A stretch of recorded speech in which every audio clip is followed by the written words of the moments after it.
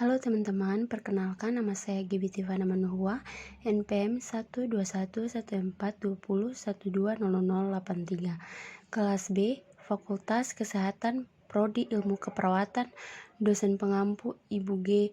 J. Wakano, Escape, MCAP. Baik teman-teman, di sini kita akan membahas mengenai bab 1, bab 2, dan bab 3. Baik teman-teman, kita akan membahas mengenai bab 1. Ya, kita akan membahas tentang definisi, yaitu ventricular septal defect adalah kelainan jantung yang ditandai dengan adanya celah atau lubang di antaranya kedua bilik jantung. Vertical septal defect membuat darah membawa sedikit oksigen ke tubuh, dan kecacatan berat dapat menyebabkan gagal jantung karena jantung tidak bisa memompa darah.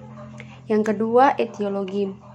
Defek septum vertikal disebabkan oleh gangguan dalam ini menyebabkan dinding pemisah antar bilik kanan dan bilik kiri jantung tidak penutup dengan sempurna. Belum diketahui secara pasti memicu terjadinya gangguan tersebut, namun faktor kelainan genetik dan lingkungan diduga menjadi faktor utama yang menyebabkan seorang penderita kondisi ini. Meskipun jarang terjadi defek septum vertikal, juga terjadi berisiko yang dialami oleh serangan jantung atau akibat cedera hebat di bagian dada, misalnya kecelakaan mobil. Ada beberapa faktor yang dapat meningkatkan risiko seseorang terkena VCD, antara lain 1. Memiliki riwayat penyakit jantung bawaan dalam keluarga. Yang kedua yaitu menderita kelainan genetik seperti Down syndrome. Yang kedua yaitu SING dan simptom. Tanda dan gejala kelainan jantung yang sering kali muncul selama beberapa hari, minggu, atau bulan pertama kehidupan anak. Tanda dan gejala yang umumnya terjadi akibat ventricular septal defect diantaranya 1. Kesulitan makan, 2. Pertumbuhan terganggu, 3. Sesak nafas, 4. Mudah kelelahan. Gejalanya ini akan terlihat secara beberapa hari atau bulan, tidak muncul sampai nanti pada masa kanak-kanak. Keparahan terjadi. Gejala tergantung pada ukuran lubang dan kelainan jantung terkait lainnya. Terkadang penyakit jantung bawaan ini bisa terdeteksi dengan USG sebelum bayi lahir. Tidak hanya pada bayi, penyakit juga bisa menyerang orang dewasa dengan gejala yang hampir serupa. Patofisiologi. Perubahan fisiologis yang terjadi akibat adanya defek di septum ventrikular adalah tergantung ukuran defek dan tahanan vaskular paru. Aliran darah ke paru akan meningkat setelah kelahiran sebagai respon menurutnya tahanan vaskular paru akibat mengembangnya paru-paru dan terpaparnya alveoli oleh oksigen. Jika defeknya berukuran besar, aliran darah ke paru-paru akan meningkat dibandingkan aliran darah sistematik, diikuti regresi sel otot, polos, arteri intrapulmonalis. Perubahan ini juga berhubungan dengan munculnya gejala setelah kelahiran bayi atau berumur 4-6 minggu atau awal 2 minggu pertama pada kelahiran bayi prematur. Selanjutnya kita akan membahas mengenai bab 2. Kasus pada pasien dengan ventricular septal defect. A. Pengkajian. 1. Biodata. A. Identitas klien, nama Tuan R, umur 42 tahun, suku bangsa Timur Indonesia, agama Kristen, alamat Jalan Karel, Satswidubun, pekerjaan PNS, pendidikan SMA, alasan MRS 7 November 2021, diagnosa medis ventricular septal defect, nursing history. Pasien Tuan R berusia 42 tahun, masuk rumah sakit diantar oleh istrinya. Pasien datang dengan keluhan sesak nafas. Pasien mengatakan sering sesak, mudah capek, lelah bila sedang beraktivitas, dan pasien susah makan. Setiap kali diberi makan, pasien menolak makan. Observasi dan pemeriksaan fisik. 1. Keadaan umum. Pasien tampak sesak, lemas, dan menangis. Kesaudaraan kompos tematis, tubuhnya tampak kurus. Yang kedua, tanda-tanda vital. Tekanan darah 90/60 mmHg, suhu 36,8 derajat Celcius, nadi 96 kali per menit, RR 40 kali per menit, berat badan 45 kg, tinggi badan 165 cm. Yang ketiga, primary survey. A. Airway. Jalan napas, paten tidak ada obstruksi pada jalan napas. B. Breathing, bentuk dada simetris, napas, sesak, retraksi dinding, dada, tambah RR 40 kali per menit. C.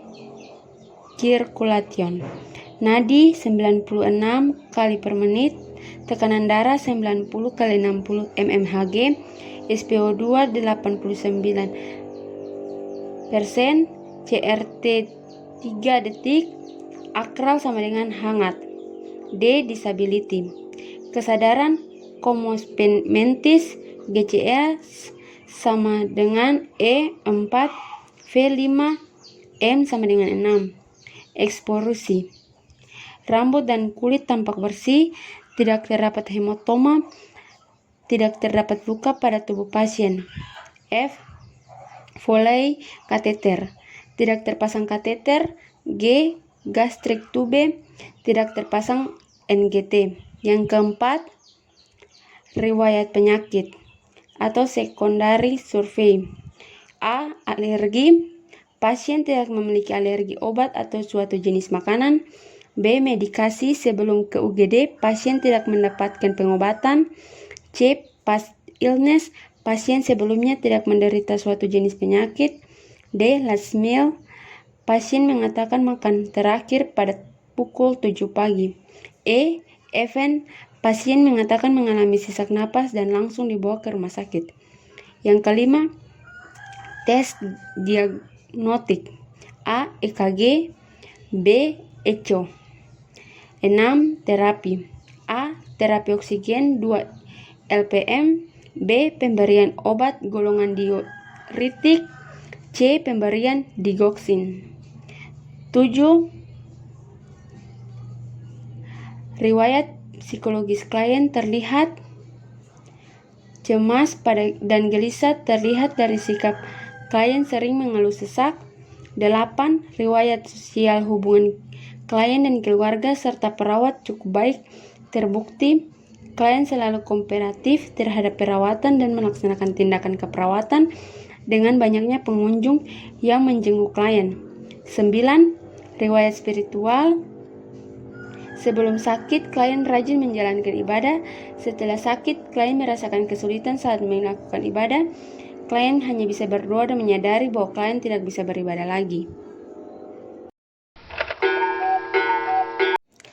Analisa data.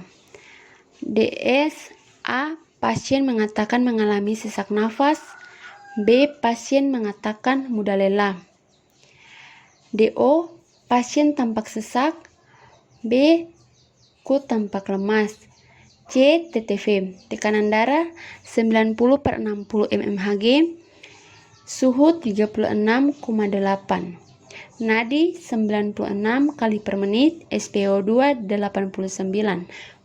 Etiologi perubahan preload. Masalah penurunan curah jantung. DO. A. Istrinya mengatakan pasien susah makan. B. Istri pasien mengatakan setiap kali diberi makan, pasien selalu menolak makanan. DO. A. Pasien tampak kurus. B. Berat badan 45 kg, tinggi badan 165 cm. Etiologi asupan diet kurang, masalah ketidakseimbangan nutrisi kurang dari kebutuhan tubuh. Diagnosa keperawatan.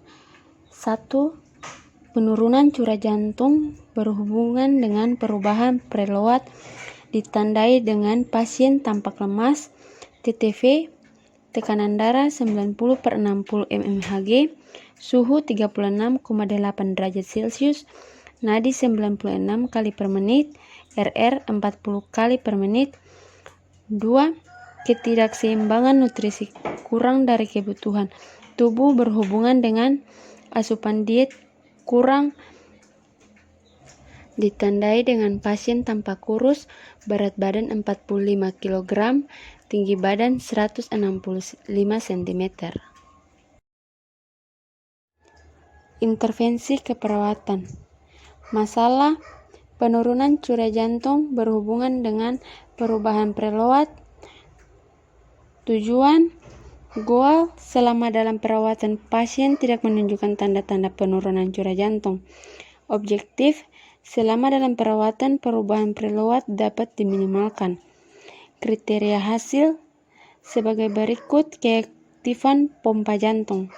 Indikator yang pertama, kelelahan 3/4, 2. Dyspnea pada saat istirahat 3/4, 3. Dyspnea dengan aktivitas ringan 3/4. Skala pencapaian 1. Deviasi berat dari kisaran normal, 2. Deviasi yang cukup besar dari kisaran normal, 3. Deviasi sedang dari kisaran normal, 4. Deviasi sedang dari kisaran normal, 5. Tidak ada deviasi dari kisaran normal. Intervensi. Monitor pernapasan. Yang pertama, monitor kecepatan irama ke dalam dan kesulitan bernapas. Yang kedua, catat pergerakan dada dan penggunaan otot-otot bantu napas. Yang ketiga, monitor saturasi oksigen. Yang keempat, catat perubahan pada saturasi oksigen. Yang kelima, monitor kelelahan otot-otot diafragma. Yang keenam, monitor keluhan sesak napas termasuk kegiatan yang meningkatkan atau memperburuk sesak nafas. Yang kedua, masalah ketidakseimbangan nutrisi kurang dari kebutuhan tubuh berhubungan dengan asupan diet kurang. Tujuan goal selama dalam perawatan nutrisi pasien menjadi seimbang. Objektif selama dalam perawatan asupan diet pasien terpenuhi. Kriteria hasil sebagai berikut: nafsu makan. Indikator 1. Energi untuk makan 2/4, 2. Intake nutrisi 2/4. Skala pencapaian 1. Sangat terganggu, 2. Banyak terganggu, 3. Cukup terganggu, 4. Sedikit terganggu, 5. Tidak terganggu. Intervensi. Manajemen nutrisi. 1. Tentukan status gizi pasien dan kemampuan untuk memenuhi kebutuhan gizi. 2. Tentukan jumlah kalori dan jenis nutrisi yang diperlukan untuk memenuhi persyaratan gizi. Yang ketiga, monitor kecenderungan penurunan berat badan. Yang keempat, anjurkan keluarga untuk membawa makanan favorit pasien. Yang kelima, pastikan makanan yang disajikan dengan cara menarik. Manajemen energi. Yang keenam, kaji status fisiologi pasien yang menyebabkan kelelahan. Yang ketujuh, pilih intervensi untuk mengurangi kelelahan. Yang kedelapan, monitor intake atau asupan sumber energi yang adekuat. Selanjutnya, implementasi keperawatan. Hari, tanggal, jam, Senin, 7 bulan 11 2021. Nomor DX 1. Tindakan keperawatan. 1. Memonitori kecepatan irama ke dalam dan kesulitan bernafas. Kedua, mencatat pergerakan dada dan penggunaan otot-otot bantu napas. Yang ketiga, monitor saturasi oksigen. Yang keempat, mencatat perubahan pada saturasi oksigen. Yang kelima, memonitor kelelahan otot-otot diafragma. Yang keenam, memonitor keluhan sesak nafas termasuk regitan yang meningkatkan atau memperburuk sesak napas. Evaluasi proses. Yang pertama, pasien tidak sulit bernafas lagi. Yang kedua, dada sistematis kiri dan kanan. Yang ketiga, saturasi oksigen normal. Yang keempat, tercatat saturasi oksigen. Yang kelima, tidak adanya ventilasi dan suara tambahan. Yang keenam, susah beraktivitas, sesak sudah berkurang.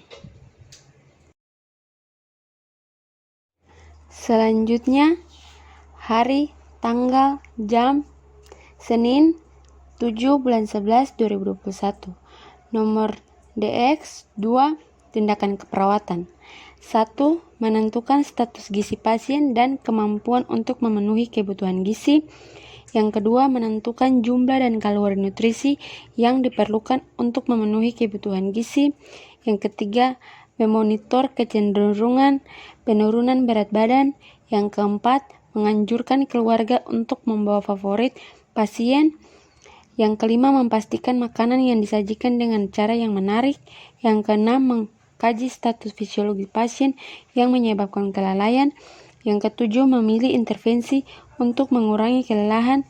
Yang kedelapan, memonitor intake atau asupan nutrisi yang adekuat. Evaluasi proses. Yang pertama, kolaborasi dengan ahli gizi untuk menentukan jumlah kalori dengan nutrisi yang dibutuhkan pasien. Yang kedua, berikan makanan yang terpilih atau sudah dikonsultasikan dengan ahli gizi. Yang ketiga, berat badan pasien bertambah atau berat badan pasien bertambah. Yang keempat, untuk mendapatkan nutrisi yang dibutuhkan. Yang kelima, kebutuhan nutrisi yang menarik untuk mendapatkan perhatian pasien untuk makan. Yang keenam, aktivitas sehari-hari yang menyebabkan kelelahan. Yang ketujuh, intervensi sikap kerja dapat menurunkan kelelahan. Yang kedelapan, esensial nutrisi, yaitu karbohidrat, lemak, protein, vitamin, air, dan mineral. Selanjutnya, evaluasi keperawatan. Nomor 1, hari dan tanggal Senin 7 bulan 11 2021. Nomor DX 1, evaluasi keperawatan. S, klien mengatakan sesak berkurang. O, dada simetris kiri dan kanan. A, masalah teratasi. B, intervensi dihentikan. Yang kedua, Senin 7 bulan 11 2021. Nomor DX 2. S, klien mengatakan berat badannya bertambah. O, klien mampu melakukan dan mendapatkan nutrisi yang dibutuhkan. A, masalah teratasi. B, intervensi dihentikan. Selanjutnya kita akan membahas mengenai bab 3, yaitu penutup.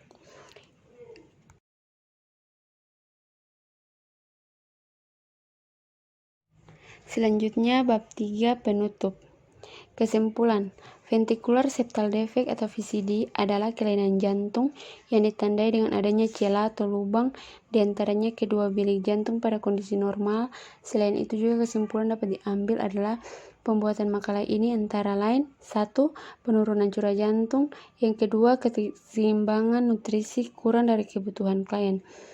Saran, kita harus menjaga keadaan kondisi tubuh kita agar tidak ada hal-hal yang tidak diinginkan datang kepada kita, salah satunya penyakit VCD. Untuk pola hidup harus bersih dan aman serta nutrisi yang cukup agar terjadinya hidup yang sehat. Itulah penjelasan saya terkait penyakit VCD. Sekian dan terima kasih.